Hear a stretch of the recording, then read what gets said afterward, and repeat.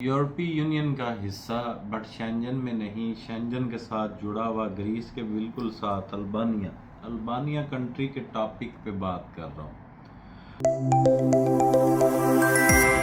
Albania का visa apply करने के लिए जो सबसे यूनिक चीज़ है वो ये है कि आपके पास 1 साल की बैंक स्टेटमेंट आपको शो करनी है।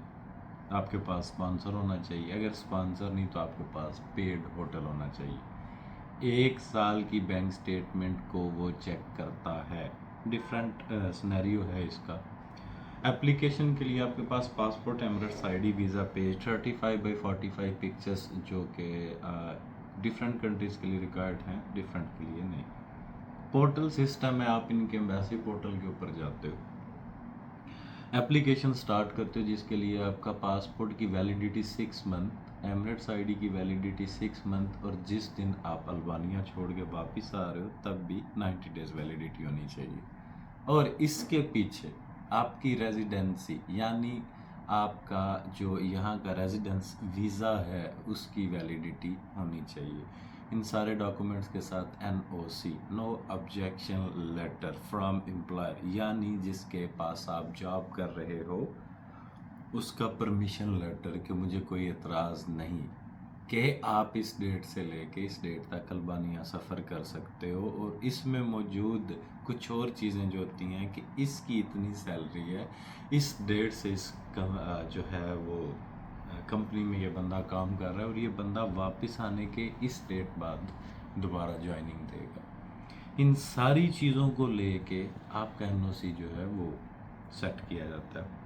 उसके बाद आपकी प्लानिंग होती है, आप वहाँ क्या कर रहे हो, डेज़ कितने सेट कर रहे हो, आपका प्लान कितने दिन का है, आपकी सिलेक्शन क्या है, आप वहाँ कौन कौन सी प्लेसेस को विज़िट करना चाहते हो, कौन सी टूरिस्ट गाइड आपने ली है, कौन से पॉइंट्स को आपने चूज़ किया है अपने आप को अट्रैक्ट करने के लिए, साइट सीनिंग के लिए।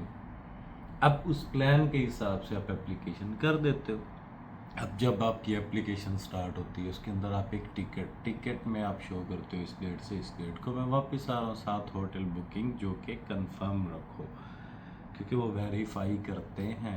अब इन सारे डॉक्यूमेंट्स की जब तैयारी हो जाती है, आपकी बैंक स्टेटमेंट का PDF बना लेते हो, सारे डॉक्यूमेंट्स के PDF रेडी हैं, आप पोर्टल पर जाके एप्लीकेशन शुरू कर देते हो। अब एप्लीकेशन जब आप स्टार्ट करते हो आप अपने सारे डॉक्यूमेंट्स का डाटे के बाद आप डॉक्यूमेंट्स अपलोड करते हो तो एम्बेसी में सबमिशन के बाद आपको वेट करना होता है पेमेंट के लिए। ये पेमेंट आप बाय कार्ड भी कर सकते हैं, बाय बैंक भी कर सकते हैं। आपकी पेमेंट होने के बाद आपके पास 2 वीक्स के अंदर डिसीजन आ जाता है। ये बेसिकली वीज़ा होता है और जब आपको ये वीज़ा मिल जाता है आप अपनी टिकट लेके वहाँ पहुँचते हो। इमिग्रेशन इसकी थोड़ी सी टाइट इसलिए होती है कि जितने नए लोग हैं, जितने नए टूरिस्ट हैं जिनके पास ट्रैवल हिस्ट्री नहीं, इनके लिए माइनर प्रॉब्लम होगी, लेकिन जिनका कॉन्फिडेंस लेवल अच्छा है, जिनका वीज़ा डेजिग्नेशन अच्छा है, इन सारी चीज़ों को लेके वो लोग इमिग्रेशन क्लियर कर जाते हैं। तो जब आपकी इमिग्रेशन क्लियर है, आपकी रिटर्न टिकट ओके है, आपका होटल ओके है, तो आप इजीली उस कंट्री में एंट्री कर सकते हैं, जिसके बाद अपना अप्रूवल करके आप वापस आ जाते हो। ट्रैवल हिस्ट्री के लिए सबसे तगड़ा कंट्री में गिना जाने वाला ये एक कंट्री है। बहुत सारी वीडियोस डेली बेस पे अपलोड की जा रही हैं, बहुत सारा डाटा दिया जा रहा है आपको, यूनिक टच विद स्टाइल। आपको जितने कंट्रीज़ हैं उनकी प्रोसेसिंग, उनका टाइम पीरियड, उनके एक्सपेंसेस और उनका तरीक़ाकार क्या है वो आप लोगों के साथ शेयर किया जाता है। मिस्टर प्रोफेशनल में मौजूद जितनी टीम है आपको प्रॉपर गाइड करती है। आपको किसी भी कंट्री की इन्फॉर्मेशन लेनी होती है तो आप हमारे टिकटॉक पे भी हमें ज्वाइन कर सकते हैं, हमारे इंस्टाग्राम पे भी, हमारे फेसबुक पेज पे भी और यूट्यूब चैनल को जिसको आप अभी अपना सब्सक्राइब करना नहीं भूलिएगा। हमारे साथ जुड़े रहने के लिए, स्टे ट्यून विद अस रहने के लिए आपका बहुत शुक्रिया। अपना और अपने प्यारों का ख्याल रखिएगा। अल्लाह निगहबान। Bye bye.